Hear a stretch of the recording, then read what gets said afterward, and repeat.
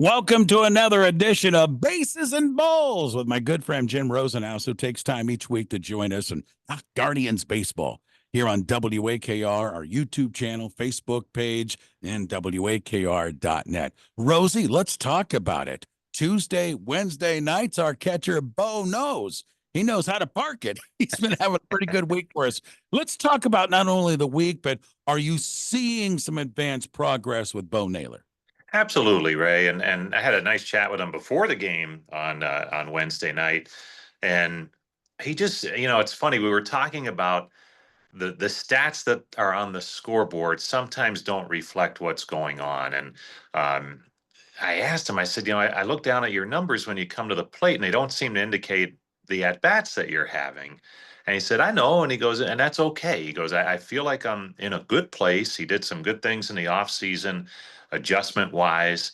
And even though it hadn't been showing up a whole lot, he felt he was where he needed to be. Obviously, still working on some things, but it really showed the last couple of nights where he hit back-to-back homers on Tuesday and Wednesday nights. And I think the biggest key in both at bats, a 9 pitch at bat, hit the home run on the ninth pitch on Tuesday, and a 7 pitch at bat, seventh pitch on Wednesday, and spoiled some good pitchers' pitches to get there, to get a good pitch to hammer.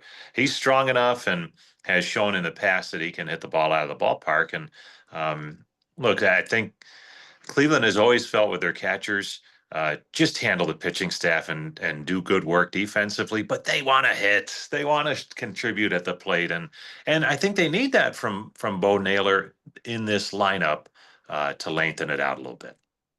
Jim Rosenhaus with us on WAKR. Rosie, he was the manager of the year last year in the American League Stephen vote, and they're off to a nice start again this year. But you've seen each and every game, every call, every move that he has made, and every manager is going to make some changes, adjustments from year one to year two.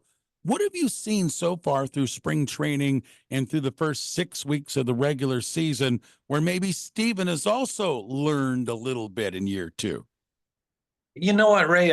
Strategy wise, I'm not sure, but um, he's just more comfortable. And you got to remember, it wasn't like last year they brought in an experienced manager who had been around the game and managed before with other teams, so had an idea of what he wanted to do. Stephen Vogt had an idea of what he wanted to do, but he was learning on the fly last year.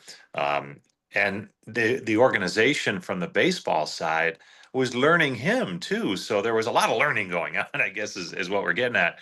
And this year he's just been there, done that, and maybe is willing to try a few more things that he would like to do, um, to see how it works with his team, and just seems more relaxed. And that's not to say he was uptight a year ago, but he was trying to make sure he was doing the right thing last year. And I think anybody's been in that situation in a new job where you just want to impress your bosses and do the right thing and fit in. And he was doing all that last year and obviously did it very well.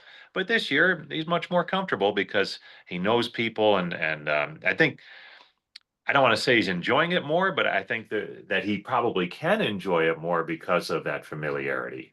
Yeah, I think that's well put. How about a Shane Bieber update? You and I haven't talked about him in ages. I was reading a little bit that he's coming along. Give us an update of what you know.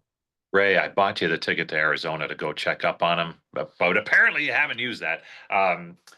He's been out in Goodyear, and everything is going well. And the reports are, he's done his bullpens.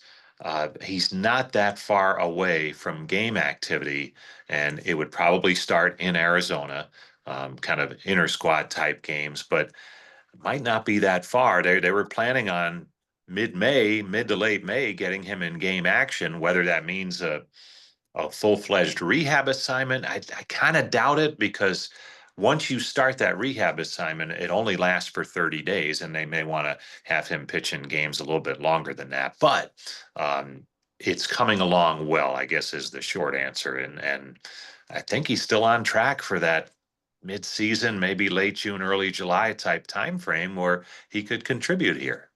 Boy, you talk about a shot in the arm for the second half if we get Shane Bieber back with the Bieber that we know. Okay, the weekend in Toronto. We start this thing tonight. This is a pretty good Blue Jay team. They've got some muscle in the middle of that order, decent pitching. How do you look at this series with the Blue Jays? Well, you touched on it, and with the Blue Jays, you always try to work around Vladdy Guerrero, and they have him signed up for the next century, so they're all set there. And it's always fun going up there. Uh, with some of the weather issues we've had on this homestand, you're going to play because they have the option to keep the roof closed, and it sounds like they'll need to do that this weekend. But it's always fun up there, and um, they are a team that's trying to stay relevant in the AL East, and that can be a challenge for any team. But it seems like they're kind of hanging around so far. They can roll out some good starting pitching, so it'll be a challenge as always for the Guardians going up there. But I know they always look forward to that. Final question. 3 hour, 15-minute rain delay the other night. Boy, that's difficult, isn't it? Not only from a broadcaster, but a player and everything for the concentration. Then we turn around and we do a 2 hour and 15-minute game. Yeah, we're trying to figure out, is that wasting a nice, well played game on a night where you start 3 hours late? Look, we can figure it out up here on what to do to kill time, but down there, the game of choice to kind of pass the time was chess. They had a lot of guys playing chess, and a lot of them like to do that anyway, and they'll play different high schools around here.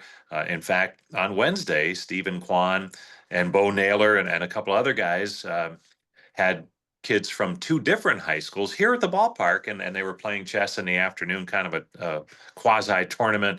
And that's something they love to do, led by Kwani, who's the best chess player that is down there. But some other guys pitch in too, and I know Kyle Manzardo was very pleased that he had beat Nolan Jones 3 straight during the rain delay.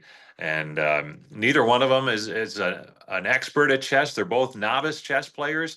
So maybe they really weren't keeping score properly, but Manzo was very much impressed at his chess playing ability to take out Nolan Jones. So they had some fun. And I think that's the key. Don't get too hyped up for the game until you know it's going to be played. Well, instead of saying finish, let's just say checkmate. That's a tradition of Bases and Balls. Rosie, as always, my friend, thanks for the time. Always appreciate it. We'll do it again next week. You got it, Ray.